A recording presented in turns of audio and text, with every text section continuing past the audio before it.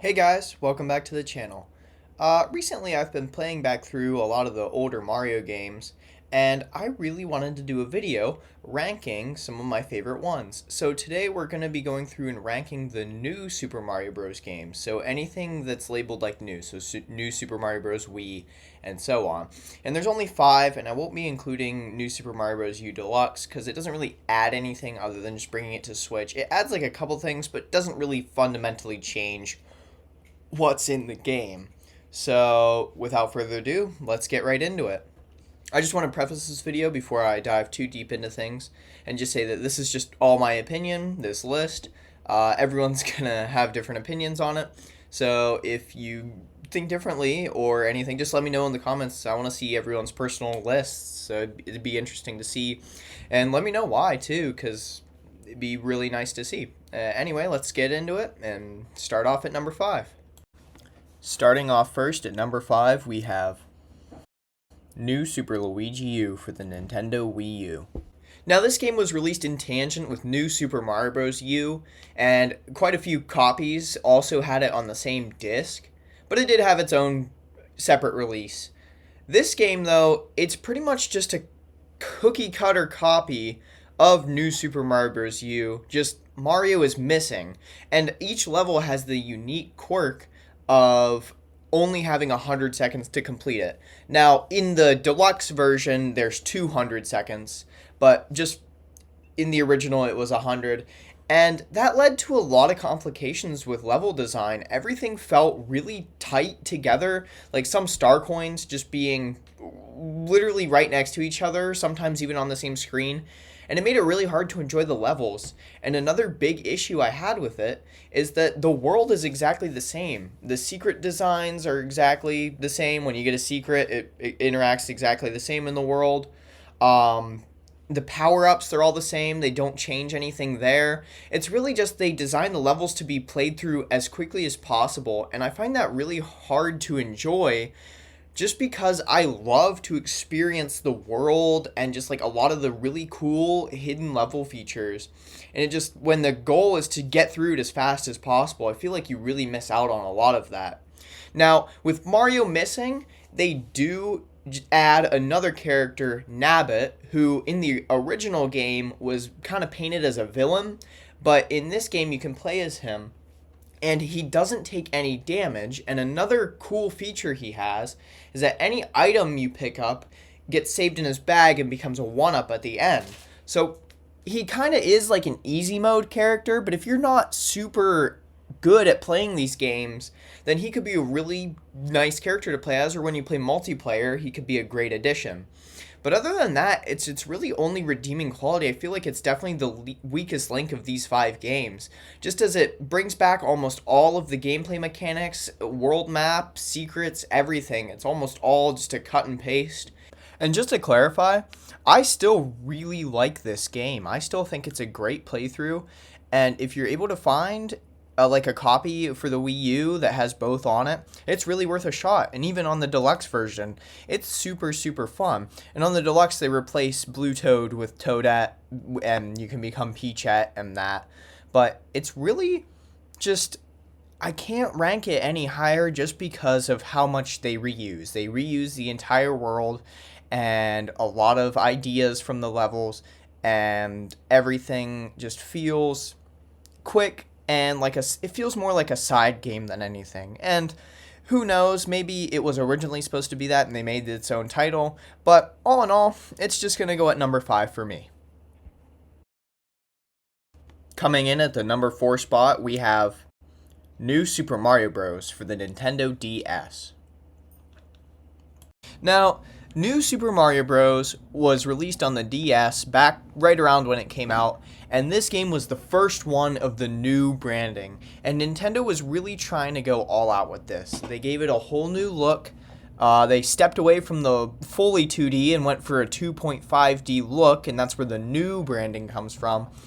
And they really expanded upon the world. The world kind of has a level design sort of copied like N64, where you could travel around a wider world and find levels within, but it's more linear, everything being on track, just the classic jumping from level to level that you find in Mario games. And it really kind of revolutionized how Mario was going to be made from that point on.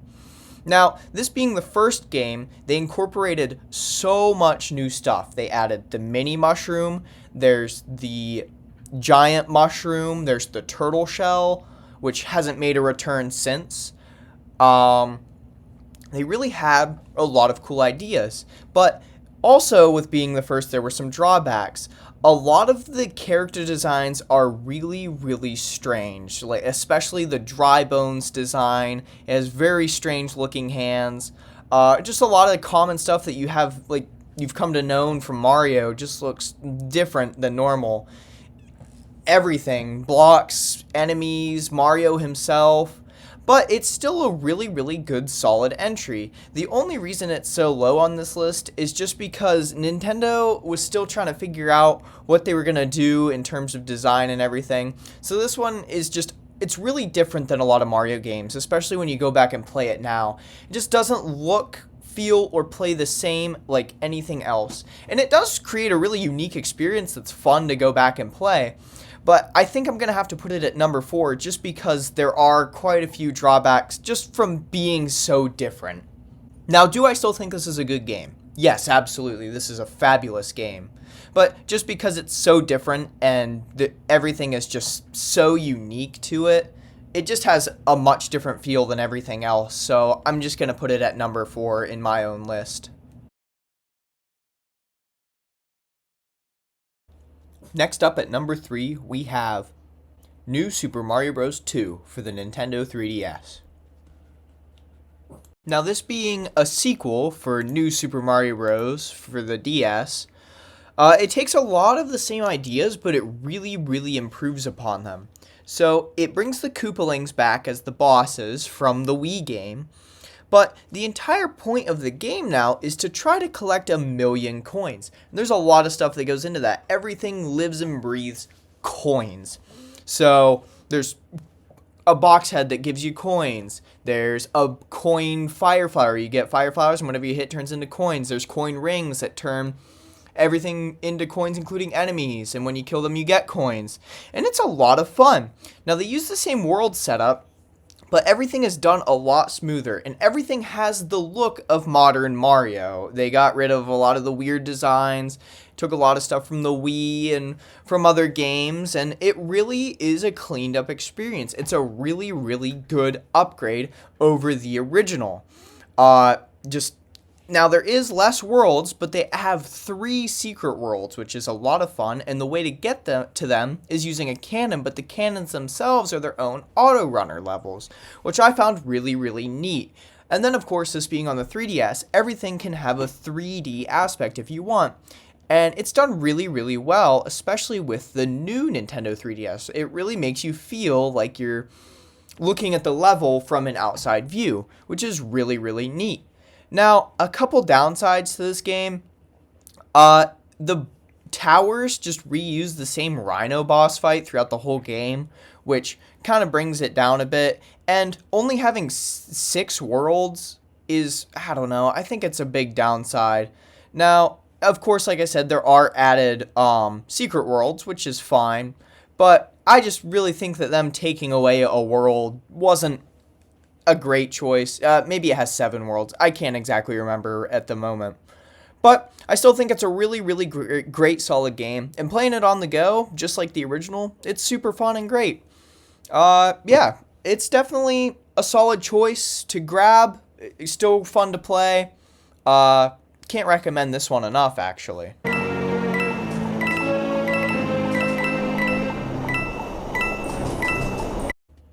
Coming in right after that, at the number 2 spot, we have New Super Mario Bros. U for the Nintendo Wii U. New Super Mario Bros. U is one of the greats. It is probably my personal favorite Mario game, although I don't think it's the best.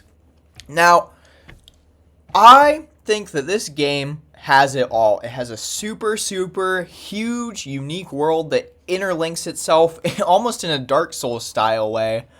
The power-ups are super cool. The characters are fun to play as. The addition of the baby Yoshis is fabulous.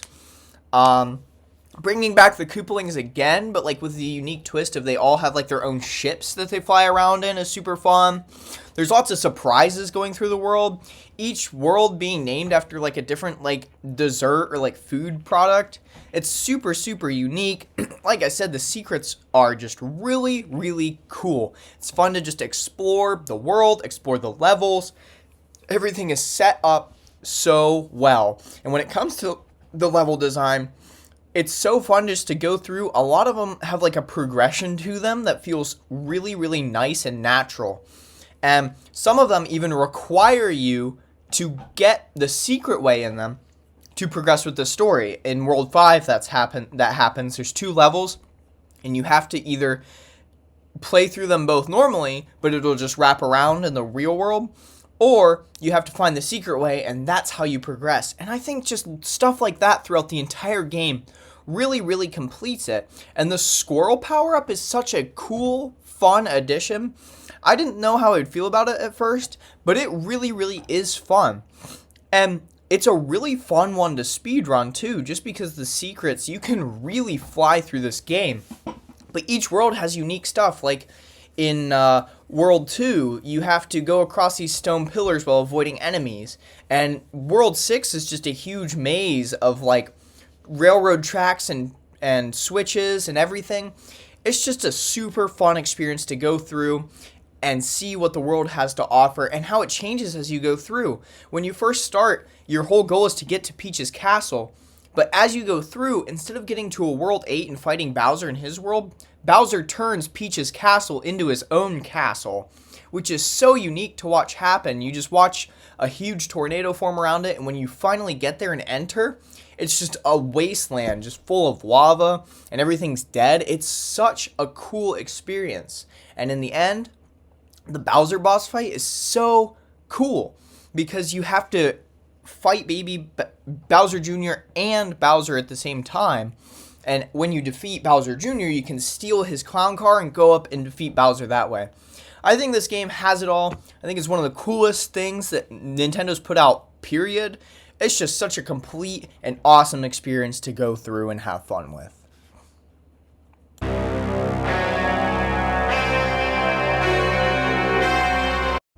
And finally, wrapping it up with the best new Super Mario game, in my opinion, we have New Super Mario Bros. Wii for the Nintendo Wii.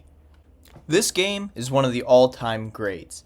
It has everything from unique boss fights at every mini tower and tower, to crazy good world design, secrets, shortcuts, fabulous level design where everything feels unique, a really unique and memorable world select screen. The multiplayer is great. They added lots of new items like the ice flower, penguin suit, and helicopter suit.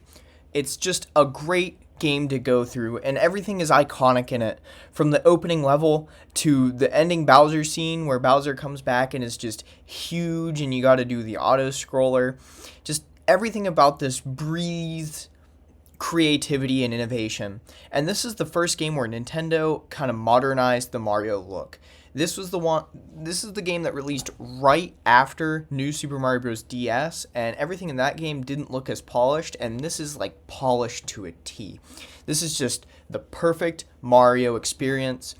Everything about it is amazing. Worlds 1 through 8, and then the design of World Star, which is the 9th world, where you have to go through and get the star coins from every world. It's just such an amazing playthrough. Lots of worlds have their own unique quirk, like World 3 having a second area at the end, and World 2 having the sand pits. And it's just, everything about it is unique, memorable, iconic, and it's such a good game to just go back, play through by yourself, with friends, speedrun it, long play. It's the definitive Mario experience. There's a reason why it's one of the best-selling games ever made. Well, that's the end of my list. I hope you guys enjoyed my video, and if you did, drop a like and subscribe, and let me know what you want to see next. I can do like a list of the best 3D Mario games, all the way from Mario 64 up to Bowser's Fury, or something like that, if you guys enjoyed this. So, let me know, and thanks a lot for watching, and I'll see you guys next video.